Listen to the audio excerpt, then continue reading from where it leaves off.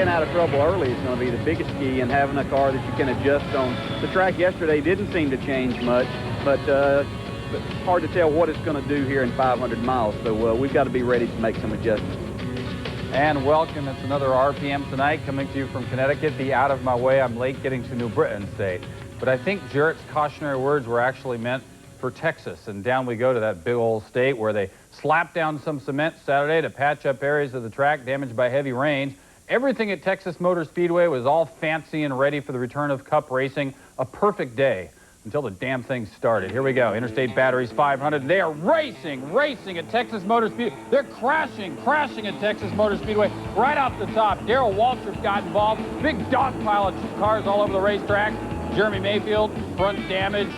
He was in trouble. Earnhardt would go down a lap.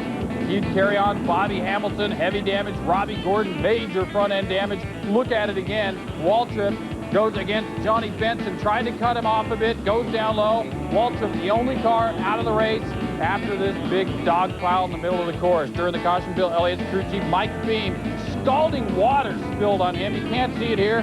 Beam in the black, he couldn't be happy. Discomfort for quite a while, put some baking powder on that. Another car in the wreck. Kyle Petty, pretty much going without a hood, it's just an accessory. Lap 96, the leader Jeff Gordon tries to go after Jimmy Spencer, put him a lap down. Spencer, though, spinning out in front of him. Gordon avoids the mess, but would lose the lead, rather, in the pits. Then watch this guy, checking out the action on lap 134. Mark Martin going after Dale Jarrett for the lead. Martin won the Busch race, wanted more, hasn't won a Cup race since 1995. Moments later, the engine gives up. His dreams of victory all done with just like that. Lap 162, bottom left of your screen. Sterling Marlin grazes the fence, but keeps going. No caution. He finished on the lead lap in 8th place. Moments later, Rusty Wallace, trouble for him. Blackout. He spins. He's out of control, and it was not a good thing at all. The race under caution once more.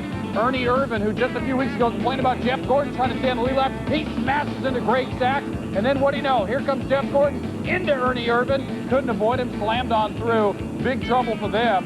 They kept going, though. Rusty Wallace, he had major damage. Jeff Gordon in a big pile up there. He wasn't happy. Ernie Irvin would be out of the race. Gordon, I referred to earlier, he would race again. Also out of the race, Ted Musgrave. He had engine trouble. He has his hood up, so a state trooper will come by.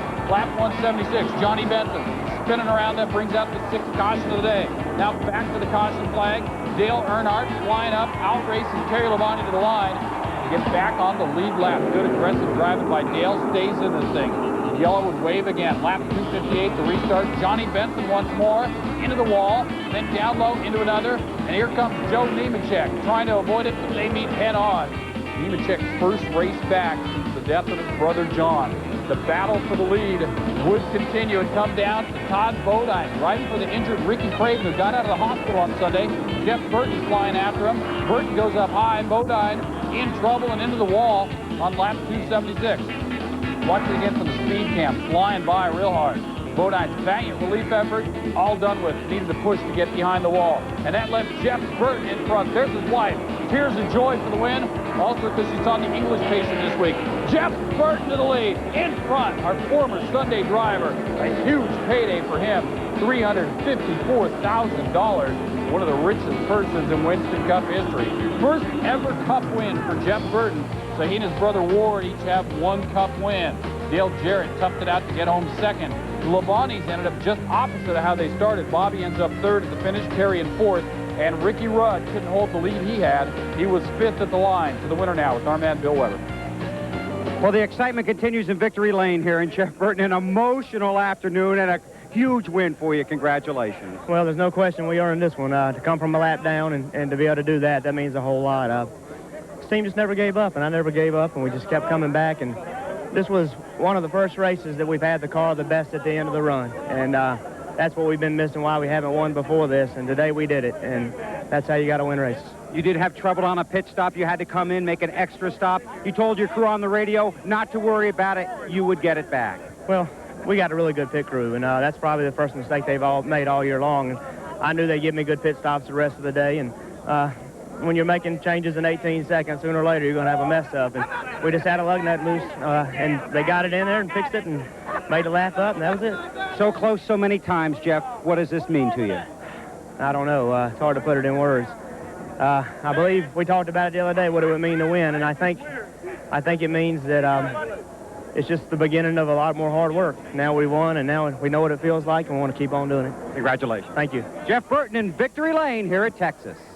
Took 96 tries to get to victory lane, finally gets the win. Now, in those 96, it wasn't all bad racing, though. 13 top fives, but he did have 15 DNFs. More race chatter now, starting with Buddy Parrott, the crew chief, for the winner.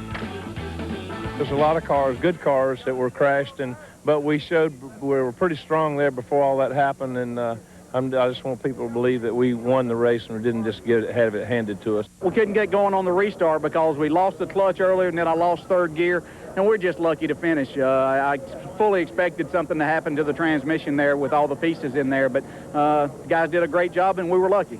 Fortunately, we got up towards the end and made a great pit call from Jimmy Makar to come in and get tires and gas, and some other guys came in after that. Our fuel mileage was pretty good, so that let us stay up there a little bit longer than a lot of other guys. So, you know, we didn't win, but we got a consistent run out of it, and that's what we like to see. We got behind there in the pits a little bit on our fuel was we couldn't come in when everybody else did, and so we had to line up the back because we had to get enough fuel. We couldn't quite make it, and that really hurt us right there.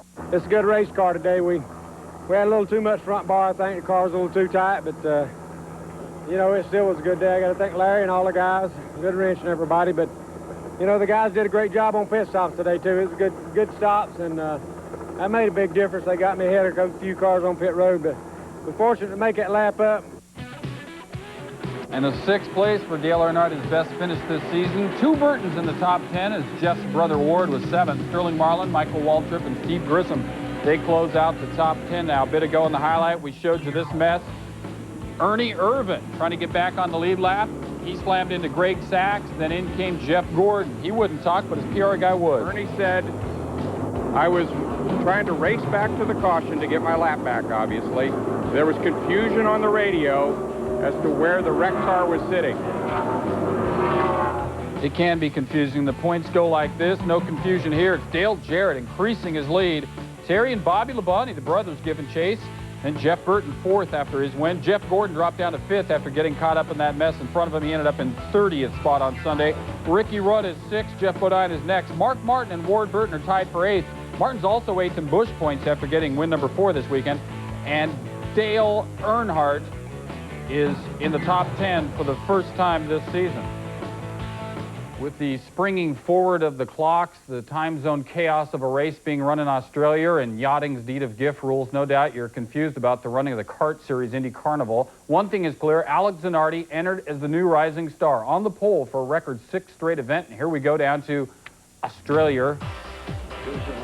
10th straight front row for Zanardi, less than 2 laps in. Big trouble on the chicane. Christian Fittipaldi, his car a big mess. See it from his view. He's driving along, things look swell, and then this, and then that, and then he's going to the hospital. Fittipaldi went to both walls, went airborne as well, had to be cut out of his car. Fittipaldi then transferred to a hospital. Fortunately, we can report it is not life-threatening. Some broken bones, some details on that a bit later. His lower right leg in a bit of trouble. The race was delayed for 40 minutes while they sorted this thing out. The drivers hanging out, and the race would have to start over because the rule book says the race will start over if less than 2 laps have been run, and 2 laps hadn't been run, and away they go.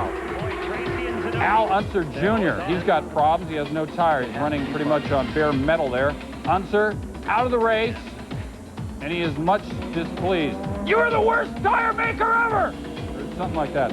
Back to the leaders. Zanardi and Paul Tracy still running 1st and 2nd. Zanardi corners wide. Tracy's flying up and into the lead. Zanardi led the first 18 laps. Wild day in the pits. Paul Tracy heading in. Parker Johnstone looked like he was heading out. Little collision there. Michael Andretti wants to get in the pits, and he was in a hurry. Smashes into the guy in front of him. Failure to yield. Jimmy Vassar's rear tire guy has a problem. Crew member falls, almost run over by Mauricio Guzman as he cruises by. Parker Johnstone loose all day long. Loses control. He nails the Brian Herter right there sideways. Johnson feels kind of upset about it, so he tries to help Herter get restarted. Offers him his AAA card, but it doesn't work in Australia. Then he tries to give him a push. Unfortunately, Herta has a radiator problem. He ain't moving. The restart. Arndt Meyer, he's in front because he didn't make a pit stop like the rest of the gang. Tracy looking to make a move, and he does. Kind of a wild move. Just pretty much cuts through the chicane. Zanardi follows Tracy's lead. And seconds later, listen to this mess. And now Paul Tracy is... Here comes Zanardi. Zanardi up the inside, and can Paul Tracy respond? Yes, but they lock wheels. This is incredible. Oh, no! My, oh, my, oh, my. Tracy to the left. That's a home run call out in Seattle. On board, replay is Zanardi. Zanardi and Tracy lock up, wheels. Zanardi's spinning out. As a result, Scott Pruitt into the lead, going after another Indy win, make it kart win. And Scott Pruitt gets the checkered flag, does it down in Australia, and he's dancing afterward. Career win number 2 for Scott Pruitt after being second in this event last year. Greg Moore chased him to the line. Then race 1 winner Michael Andretti was next. The pole sitter Zanardi was 4th, and then Gilles de Ferran. Andre Ribeiro ran 6th. The top rookie, Dario Franchitti, he was in 9th. Bobby Rahal was good for 10th. The last season's winner here and the series champ Jimmy Vasser was 12th, not pictured. Here's your winner with Jack Garrett. Well, we're here in Victory Lane with Scott Pruitt, a 3rd 2 years ago, a 2nd last year, on your honeymoon of victory. Congratulations from Pat Patrick. Oh, well, it's been a heck of a job. You know, the Brahma guys, you know, we went through a lot this weekend. Had a big problem the first day, tremendous problem the second day. Had to go to Raul's backup car. But the guys did a super job. The Firestones worked great all day long. I just got to say thanks again to Brahma, Firestone, Pennzoil. You know, we went through a lot this weekend, and to come out on top is just tremendous. Big gamble by your crew, too, because you pitted early, figuring that maybe this thing wasn't going to go the distance as advertised. Well, we didn't know, and, well, you know, Pat, he's a gambling man, and he's the one who makes the calls, and it played out for us today.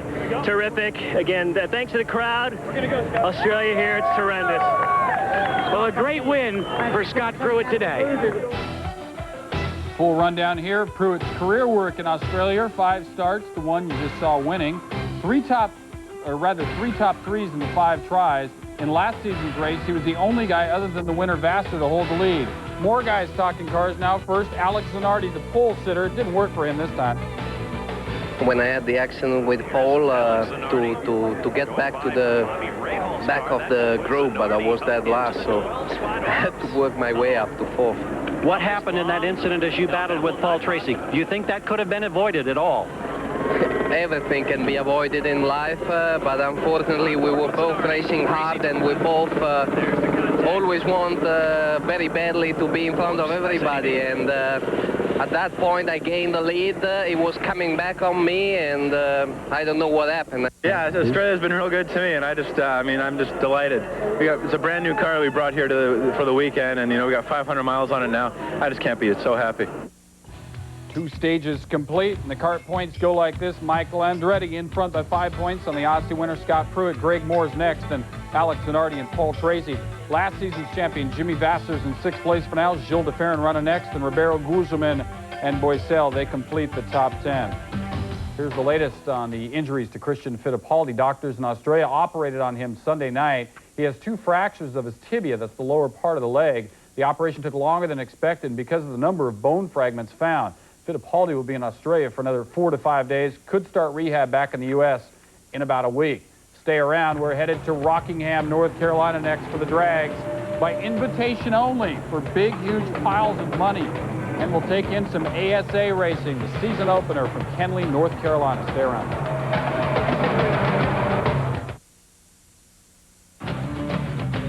RPM Tonight is being brought to you by Citgo. Just get up and go. Citgo says go. And by Pennzoil, formulated for today's stop-and-go driving. Stop, go. Pennzoil. NHRA, Rockingham, North Carolina. Winston Invitational's Top Fuel Racing. The Budman Kenny Bernstein against Joe Amato, and it's Bernstein flying to the front. Got the quarter in 4.666. Uh-oh. Every week you think it's going to come. We've run really good at Phoenix and at Pomona. We just had a tailspin at a couple of races this year, and actually we weren't out of those. We just couldn't get any consistency going. So it was nice to have it. Hopefully this will help us go into Atlanta next week. No points, but 100 grand to him and 100 grand to the winner of this funny car. Driver of the year, John Force, driving a Ford Mustang these days against Dale Worsham, and away they go. John Force got it. 5.009. 100,000. He spoke about it. Maybe I'm getting too used to winning, but when I sat out those last 2 races at Gainesville and Houston, after getting into the Ford program, it was really embarrassing, and it was just good to step up today.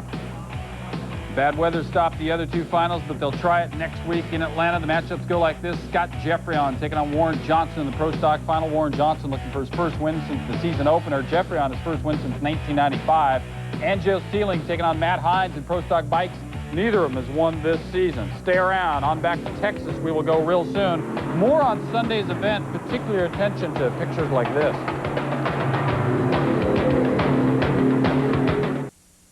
There was some criticism of the new Texas Motor Speedway before this weekend's racing, and as it turned out, there were big, huge problems during Sunday's run, as evidenced by the pictures earlier. Was it cause and effect? Bill Weber looked into this.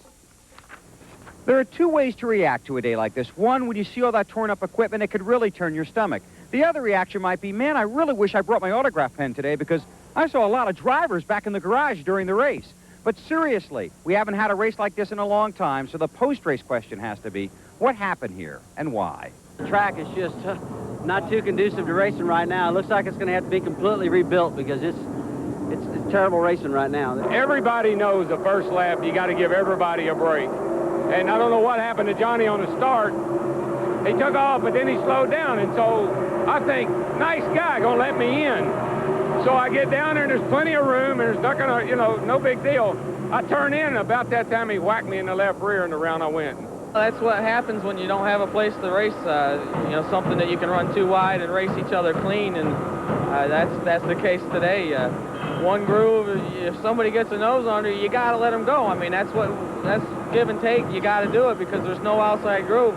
If you run down in there and pinch them off, you're going to get hit. It's probably spun out, and you know, that's racing here. That's the way it is until they fix it. It seemed like most of his trouble would start after a restart when guys were running side by side, and you couldn't go fast side by side, and no matter how many times they tried it, they kept learning that. So just patience was the big word today, and some of the guys used good patience and some guys didn't. It's a tough racetrack, and it's kind of never really got the second groove worked in too good. It's pretty much about a one groove deal, and it's hard to pass, and you know, we saw I guess what happens there. We'd be willing to make changes if it affects either one of the two areas of safety or competition. If we can improve safety, if we can improve competition, we'll look at it. All right, Bill, thanks for the report. Now, if your name is listed here, you did not win the Interstate Batteries 500.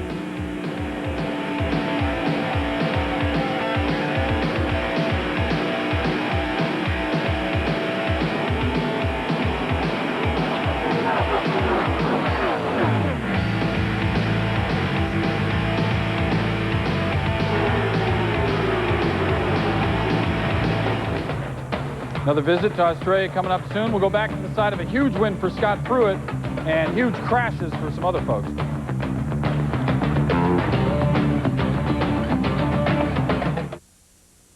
On down now to our friends from ABC who covered the kart run in Australia, won by Scott Pruitt. We're joined now by Bob Varsha and Jan Beekes. Well, street circuits are always cause for a lot of action in motor racing, but Jan Beekes, I don't think any of us could have predicted the amount of action and trouble we would find here on the streets of Surfers Paradise. You know, one of the really concerns for me, Bob, was that trouble because we had a couple of big incidents, and of course the scariest one at the beginning of the race with Christian Fittipaldi. Now that accident happened on the straightaway. These guys have really got to get together in their next drivers meeting and talk about sportsmanship, because when you have guys touching wheels on a straightaway, especially at 170 miles an hour, you know, Christian Fittipaldi ends up with a broken leg, but it could have been a lot worse. He collided with Gilles de Ferran. That brought the race to a stop for a full reset with Fittipaldi on his way to the hospital.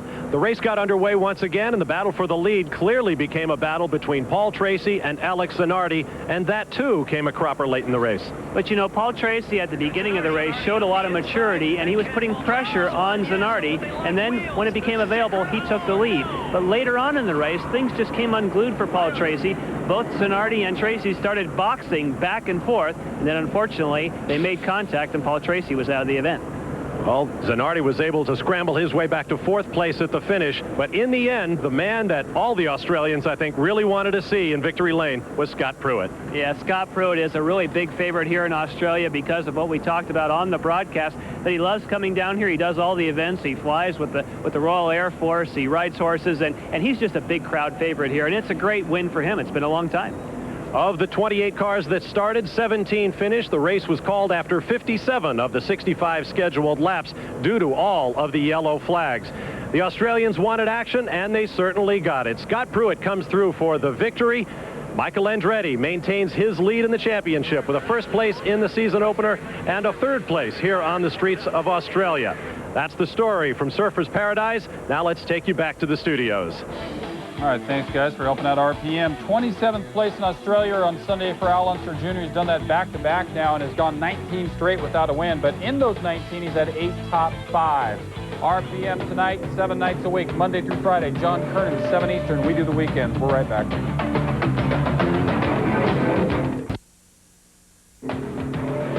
RPM Tonight is being brought to you by Quaker State Motor Oil for a clean running engine. ASA season opener, the Tar Heel 400, Kenly, North Carolina. Brad Loney's car in the pits, hood's gone, things falling apart. Wild Dogs later tore the car apart further. He did get 24th place, though. Mike Miller in car number 18, going after the lead from rookie Matt Kenseth, and he got it. Rick Beebe moves into second. Kenseth falls back into third. Lap 286. Whose hood is this?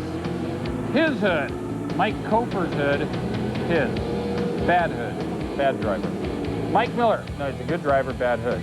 Mike Miller led the final 70 laps, gets his 5th career ASA win, gets the checkered flag at Matt Kenseth and Tony Raines, and he is much pleased. AMA Supercross 250cc main event, St. Louis, and away they go. Flying up high, battle for the lead between Jeff Emig and Jeremy McGrath.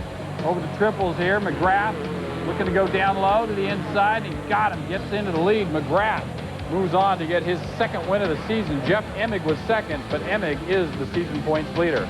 And we're out of time for now. Let's hear it for last year's Sunday driver, Jeff Burton, his first ever Cup win. He's the man in Texas for the first race ever there. We'll see you next week, and John Kern will see you Monday through Friday. Goodbye.